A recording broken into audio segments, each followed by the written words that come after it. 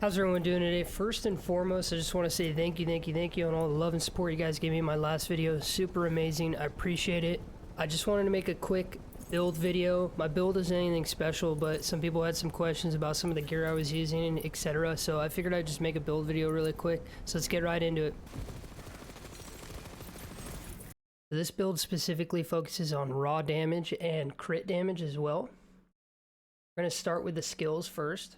Originally I wanted to do a melee build, and then I realized that it wasn't really feasible for endgame, so I converted to just do frost damage. Now pairing raw damage, crit damage, and frost damage, or any elemental damage is super great.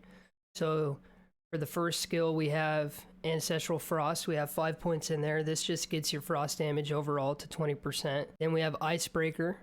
This deals more damage when the enemies are slowed. The closer the enemy is to being fully frozen, the more damage is increased, up to 30% against frozen enemies. So this is fantastic, because with this build specifically, you're always going to have frozen enemies. 100% of the time, they're going to be frozen. This skill specifically with this build is self-preference. You gain bonus damage the closer you are to the enemy, and reduced damage the closer you are. It goes up to 30%, so that's kind of cool. You can go straight up to the face of the boss and just shred him. Then over here, this is just quality of life, reload speed, weapon swap speed, nothing too special. Then over here, frost efficiency. Again, this builds up on our frost damage, so overall it goes 24% frost efficiency, as well as the movement speed, which is kind of cool. Then down here we have relentless rage. This is another quality of life point that I have in here. This is just dealing damage while you're in Save Your Soul. You can stay and save your soul for longer so you won't die. It's not really necessary, but it's just quality of life. And then this is a big part of the build right here. So this is a fire rate increase. We're at 18%. We're doing this specifically for fire rate. Then we're going to get back to the skill later. My secondary class, I'm doing Stabomancer, and I'm using From the Shadows, because you get to do crit damage. Every hit is going to be a crit when you're in From the Shadows. With From the Shadows, you can have that skill active 100% of the time as long as you can kill somebody. I've been able to do an entire phase of a Chaos Chamber, staying in crit consistently the whole time. Our next skill in Stabomancer is going to be Arsenal, and this is just going to increase gun damage. That's the whole purpose of this, is a gun damage increase. You got 15%. And then here, status effect damage and duration, so 20 to the damage, 40 to the duration. Again, this is stacking on for our frost damage right here. It's going to make the status effect last longer, and the damage is going to be increased. Same thing with the status effect. When it's applied, damage increase is going to be 6%. Since enemies are going to be frozen the whole time, you're going to have this effect constantly there. And then this is another quality of life, or just general if you want to do it. I have points dumped into Swift Death just for the fact that I could go down here and get this crit damage to 3. So this is where the difference is. So here, the Blood of the Fallen is your kill skill. You get a 20% restoration of your action skill, and the whole purpose for that is, as you're dealing damage, as you kill a guy, you're going to be able to stay in From the Shadows. This is great build for mob clearing. You can stay in From the Shadows 100% of the time, never leaving it if you're quick enough killing guys at an obelisk or in a chaos chamber. Then let's go into inventory. We're going to talk about gear. Okay guys, this is going to be super basic. I know everyone's using it. But first and foremost, let's give it up for Liquid Cooling of Impatience. Love this gun. Love the style of the gun. Super amazing. This one does 582 frost damage. So again, building off our elemental damage here. We get 10% crit damage, 71% gun damage, and then we also get the 21% fire rate, which is amazing. That's what we want. We're talking about crit. We're talking about gun damage. The faster we can shoot, the better. Over here, the only reason I'm using this, these can be swapped out, guys. Like, most of this can be swapped out.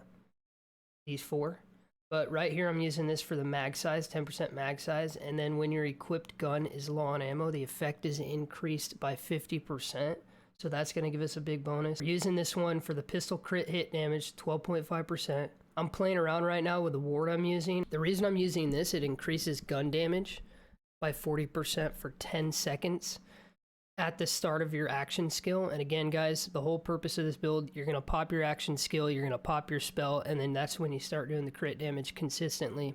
So 40% increase, again, more damage right here, amazing. And then a lot of people had questions about, how do I have only 1 health and a ton of ward? Well, this is where this comes in. Hunter's Deathless Mantle of the Bloodthirsty Savant. the main part of why I'm using this is going to give me 15% to my Berserker power, so frost damage is going to be increased, but also we're getting that 25% gun damage. 25% raw gun damage right there. And this is where that comes in. It reserves all but 1 health, turning 150% as ward capacity. So super amazing. It's very workable. The survivability of this build so far for me is amazing.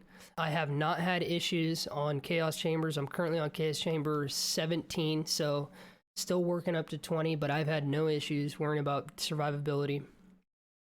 Then over here, this is also personal preference. Right now I'm using one that has 11.4% all damage dealt and gun magazine size, also giving me more Berserker power, but this can be swapped. So the necklaces and the rings can be swapped out, doesn't matter. And then guys, last but not least, you know you love it, everyone's using it, this thing's amazing. I know it's probably going to get nerfed at some point, but I've been loving this skill, and a lot of people use this skill specifically to boost their spell damage.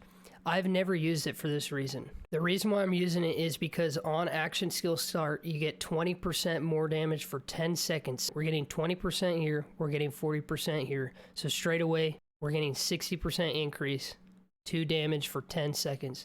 Another reason why I'm using this, it makes you move extremely fast as well as it increases your fire rate. So again, guys, this whole build is based off of the fact of how fast you can shoot your gun, how much ammo you can have in reserves, and constantly being able to have high DPS with high crit chance and constant critting the entire time. Not only is this pretty good for boss fights, it does melt bosses. It's not 100% like some builds I've seen where bosses are depleted within seconds, but the survivability is great, and mob clearing, like going through Chaos Chambers, if you guys are farming Chaos Chambers, mob clearing is super efficient with this build, super fun. Again, guys, you can change out your necklaces, you can change out your rings. I'm going to show these again really quick so you guys can see them as the video closes out. I just wanted to say I appreciate everyone who checked out my last video. You guys gave me so much love, so much respect. I appreciate it, guys. Consider subscribing to the channel if you want to see more Wonderlands content. There's going to be plenty more coming ahead, especially with DLC and all that. Drop a like on the video. It really helps the YouTube algorithm. And as always, guys, stay happy, stay hyped, and good luck looting.